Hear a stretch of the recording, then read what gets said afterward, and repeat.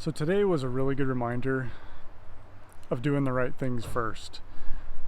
One of the experiments that my wife and I are working on is creating a group and eventually hopefully a course for people to be able to learn the Samoan language. My wife is from Samoa, I speak Samoan, and we want to be able to help others be able to speak the language who don't.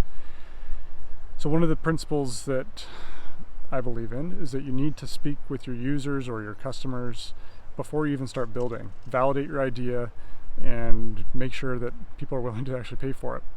So we've had this Facebook group for people who are trying to learn the language, and I asked if anybody would be willing to speak with me, and I started taking some of those calls today.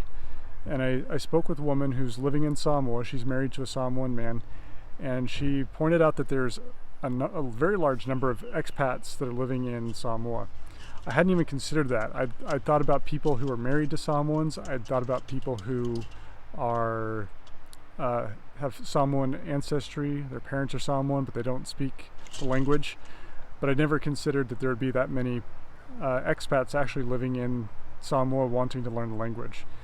And turned out they have their own Facebook group, and it was over 8,000. Well, it was about close to 8,000 people in that group. So it's this whole network that I didn't even know about, hadn't considered.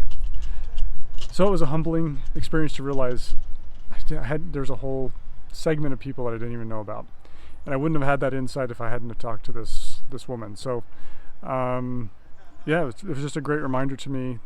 Even though I know that my wife and I know the language, I know that she and I can make a really great course, but as we continue to talk to people, I know that we're going to learn more and more things that will help us to make the course better and tailor it to the people who need it most.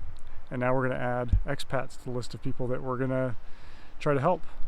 So anyway, remember that with your experiments as well. Remember to go talk to your customers. Don't just think you know it all and hope for the best. Until tomorrow, we'll talk to you later. Take care.